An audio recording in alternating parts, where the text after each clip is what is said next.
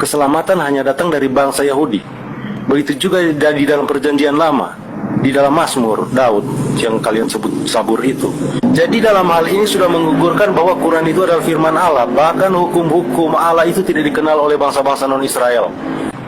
Ketika saudara mengatakan keselamatan itu dari Yahudi, saya katakan kepada saudara, Kejadian 49 nomor 10, tongkat kerajaan tidak akan beranjak dari Yehuda, ataupun lambang pemerintahan tidak akan bergeser dari kakinya, sampai dia datang. Saya katakan kepada saudara, sampai dia datang. Dia yang berhak. Dia yang berhak atas kerajaan ini, maka kepadanya lah akan takluk bangsa-bangsa. Ini siapa? Yesus. Dia yang berhak. Dia yang berhak, ini siapa? Bangsa mana yang Yesus taklukkan? Oh, Romawi Yunani. Oh, bukan. Yang menaklukkan Romawi Yunani itu justru adalah penulis kitabnya saudara. Kitab Roma dituliskan, Galatia dituliskan, Efesus dituliskan. Jadi ketika Anda mengatakan memang kitab yang ada adalah kitabnya orang Yahudi, Anda keliru. Kitab Anda itu bukan kitabnya orang Yahudi. Perjanjian lama yang Anda gunakan itu hanya terjemahan atas instruksi yang diperintahkan oleh Kekaisaran Romawi pada masa itu, pada abad ketiga, agar kitabnya orang Yahudi diterjemahkan ke dalam Septuaginta.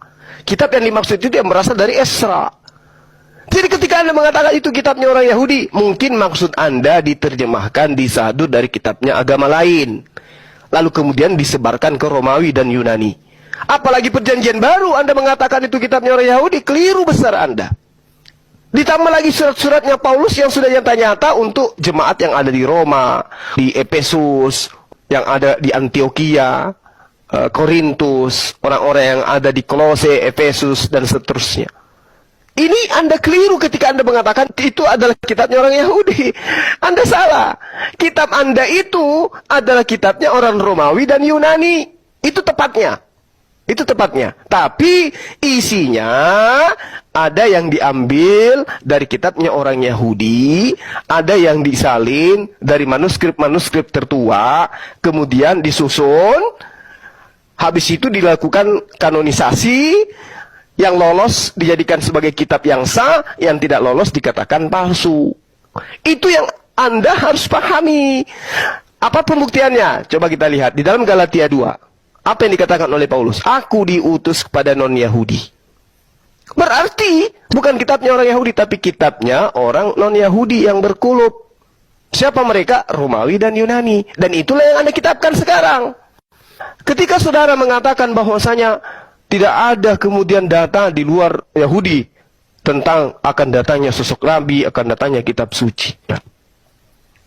Ketika Yesus itu datang, misinya di dalam Matius 15 nomor 24 jelas dikatakan, aku diutus hanya kepada domba-domba yang hilang dari Bani Israel. Ini nanti akan dirubah nih. Akan dirubah oleh Bani Israel nih. Akan dirubah oleh oknum-oknum tangan jahil yang mengatakan bahwa Yesus diutus untuk kepada seluruh dunia. Tengok aja nanti. Lalu kemudian di dalam Matius 10 nomor 16, di situ diceritakan berdasarkan hasil penyelidikan penulisnya, Yesus menyebutkan bahwa bangsa Yahudi itu bagaikan serigala. Dia mengingatkan kepada para utusannya bahwa berlaku seperti ular dan tulus seperti merpati. Bahkan Yesus juga pernah menyebut mereka kaum Farisi ini sebagai ular beludak. Orang yang kemudian dikatakan oleh Yesus dalam Matius 12 nomor 33 sebagai keturunan ular beludak. Dan angkatan yang jahat juga Yesus katakan kepada Bani Israel. Matius 12 nomor 39. Sedangkan Yerusalem disebut sendiri oleh Yesus sebagai orang-orang Israel ini adalah pembunuh para nabi. Matius 23 nomor 37. Kebenaran apa yang Anda tunggu dari mereka? Kebenaran apa yang Anda tunggu dari orang-orang yang Yesus aja mereka tolak? Musa aja mereka tolak. Lalu kebenaran apa yang ingin Anda jajakan kemudian? Bahkan Yesus mengatakan, waspadalah kepada ahli Taurat. Waspadalah kepada orang Farisi. Waspadalah kepada orang munafik yang menjelajahi daratan, menyeberangi lautan, mentobatkan orang-orang masuk ke dalam agamanya dan menjadikan mereka menjadi orang neraka 2 kali lebih jahat daripada ahli Taurat itu sendiri. Jadi Ketika Anda mengatakan kebenaran itu, keselamatan itu dari Yerusalem, maksudnya apa? Keselamatan yang bagaimana? Sementara Tuhan mengatakan tongkat kerajaan tidak akan bergeser sebelum yang berhak itu datang. Ketika yang berhak itu datang, maka dia akan menyelamatkan manusia. Dia akan menaklukkan bangsa-bangsa. Kejadian 49 nomor 10. Tongkat kerajaan tidak akan beranjak dari Yehuda, ataupun lambang pemerintahan tidak akan bergeser dari kakinya, sampai dia yang datang berhak atasnya. Kalau yang berhak atasnya ini datang dari bangsa luar dari Yahudi, lah itu dia. Gak ada itu dikatakan bahwa orang Yahudi yang harus duduk sama seperti Musa. Bahkan dikatakan dalam Ulangan 43 nomor 10, tidak akan ada lagi nabi yang sama seperti Musa yang akan datang kepada di tengah-tengah Bani Israel. Tidak ada.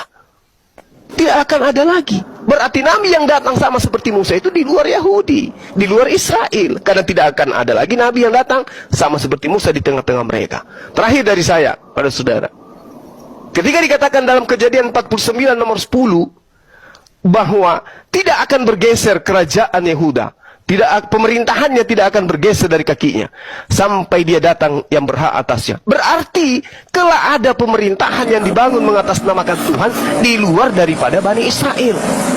Nah, kerajaan mana itu? Di mana itu terjadi? Pemerintahan terjadi di mana? Di mana di atas muka bumi ini yang kemudian ada pemerintahan mengatasnamakan pencipta langit dan bumi, dan pemerintahannya itu menaklukkan bangsa-bangsa di luar daripada mereka. Itu di mana terjadinya? Lalu kemudian di dalam Ulangan 32 nomor 21, mereka membangkitkan cemburuku dengan yang bukan Tuhan. Mereka menimbulkan sakit hatiku dengan berhala mereka. Sebab itu akan membangkitkan cemburu mereka dengan yang bukan umat, dan akan menyakiti hati mereka dengan bangsa yang bebal. Artinya Tuhan akan memanfaatkan yang dianggap bukan umat pada masa kejayaan Yahudi, dan menyakiti hati mereka dengan menggunakan bangsa yang bodoh, bangsa yang umi, atas perbuatan Bani Israel terhadap tindakan kepada nabi-nabi, kepada rasul yang diutus kepada mereka. Siapa dia rupanya? Siapa yang digunakan oleh Allah untuk menyakitkan hati orang Israel? Orang yang umi, orang yang bodoh, orang yang bebal. Sudah. Siapa dia? Kalau Kristen ini, saya katakan, Anda bukan dari Israel. Kitab Anda itu kitab dari Romawi Yunani. Demikian. Ya, sudah ya.